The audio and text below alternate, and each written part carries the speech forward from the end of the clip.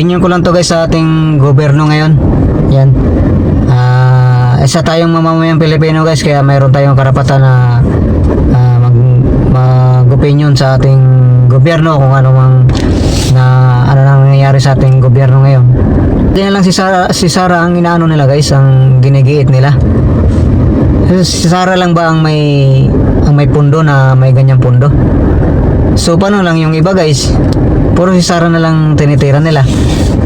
Mayroon lang kasi talagang tao na sisirain lang talaga mga Duterte, kasi alam nila guys na malakas ang mga Duterte. Yan yung hadlang sa mga plano nila sa sunod na halalan. So ito guys, tuloy natin yung about sa kay Inday Sara, yung sa budget fund. Yan. Bakit ganun guys? Bakit siya lang pinag-iinitan?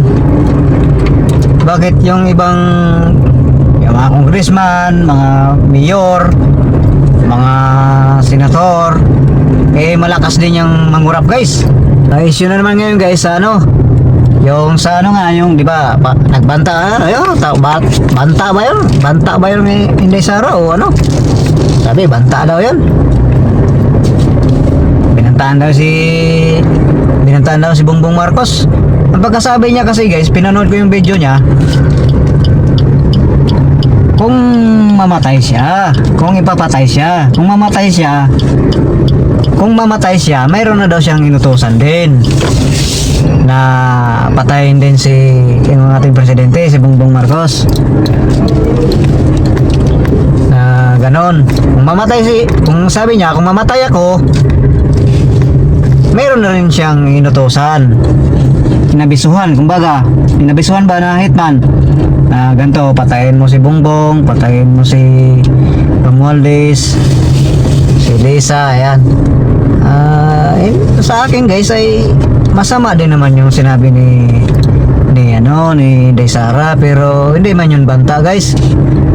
Kasi kung banta yun guys, dapat diniretso na kagad ni Inday Sara na ganto, patayin ko yan, patayin ko si ganto. Hindi, dapat gano'n ang banta guys. Pero iba yung pronounce ng ginamit niya eh. So gano'n nga guys, ay nag-ano daw ng NBI ngayon, may warrant of arrest daw para kay Inday Sara. Sabi naman ni Inday Sara, hindi naman niya tatakbuhan, hindi naman daw siya alis dito sa Pilipinas. Harapin daw niya yung paratang sa kanya na kahit kasuhan daw siya. So sa tingin nyo guys, makukulong kaya si Inday Sara dahil sa kasong yon, pagbabanta niya? Kasi sa akin guys, kung makulong yan si Inday Sara, sigurado magkakagulo talaga yan guys. Ngayon pa nga lang marami ng tao sa EDSA eh. Yun lang masasabi ko sa pan budget ni Inday Sara. So dadako naman tayo dito guys sa tatay niya. Yan, bakit sa war and drug guys? Yan, ito naman topic natin sa war and drug kay Tatay Digong. So bakit guys, yun lang ang nasisilip ng ibang mga congressman, mga sa Senado ngayon, mga gobyerno natin ngayon ba? Bakit ginaganyan nila si Duterte, si Tatay Digong? Hindi nila nasisilip yung guys, yung mga magagandang nagawa ni Tatay Digong, ni Rodrigo Duterte. Yan, hindi nila nasisilip yung mga nagawa ni Tatay Digong eh. Ang nasisilip lang nila guys yung sa war and drug. So sa akin naman guys, ang opinion ko sa war and drug, para sa akin guys, maganda yung ginawa ni Pangulong Rodrigo Duterte yung sa war and drug. Maganda yung ginawa niya na talagang may sasampulan talaga siya guys. Kasi ganito, may nahuli ka tapos ikukulong mo lang, tapos lalabas na naman yan ganon din yan guys. Walang masyadong maniniwala ba, gagamit pa rin yan hanggat walang sinasampulan na mapatay. Pero hindi naman pinatay talaga na guys. Yung mga pinatay kasi na yan guys, yun yung mga lumalaban talaga. Kasi sabi nga ni Duterte, hindi siya papayag na ang mga pulis ang mapapatay ng mga adik lang. Siyempre, uunahan na nila yan. Ikaw ba naman, halimbawa ako, pulis, tapos may nahuli akong drug, papayag ba ako na ako ang papatay ng ano? Ako ang papatay ng drug addict? Siyempre, unahan ko na yung addict. Pambira. Addict lang papatay sa'yo. Pulis ka? Siyempre, unahan mo na yun. Human rights eh. Kung ang pulis mamatay, may human rights ba? Hindi kawawa yung pamilya ng pulis.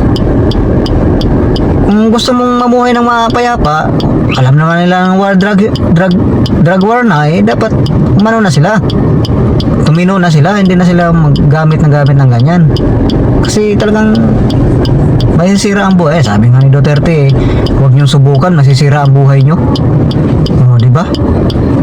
Kaya tao guys, tuwang-tuwa ako nun dahil malaya ka ng ano, parang wala kang takot ba na maglakad sa gabi.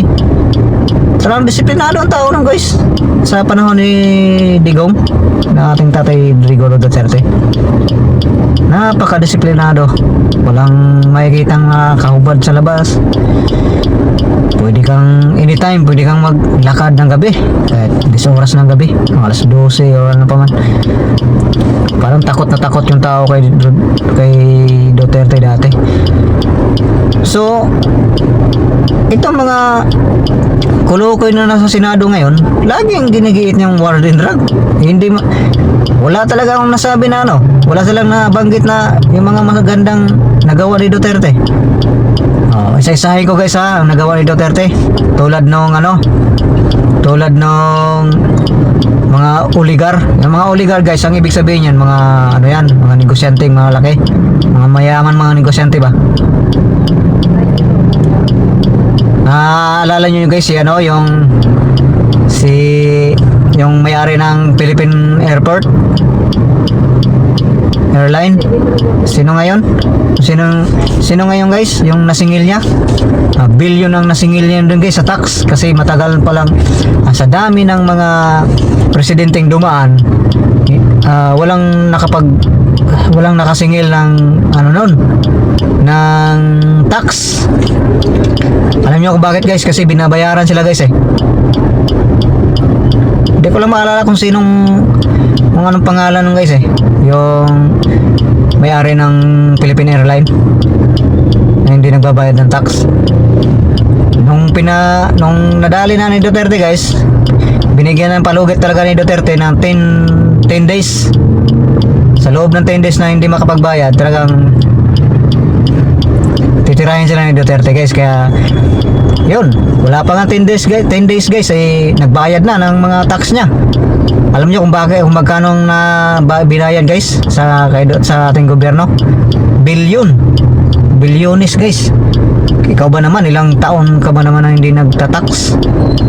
Yun. At saka yung mga guys, mga Ayala, MVP, yun, mga ABS-CBN, mga hindi nagbabayad ng buwis ay mga tax, pinagbayad ni Duterte. Kaya yun ang hindi nasisilip ng iba.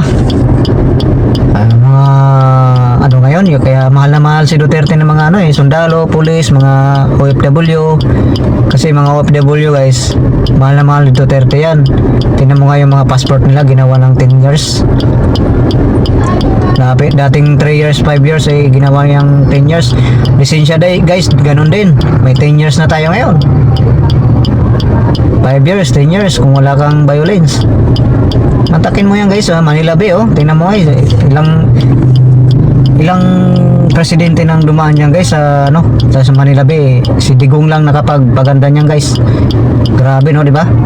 Yun ang di nasisilip ng iba. Puro na lang masama ang nasisilip niya sa mga Duterte.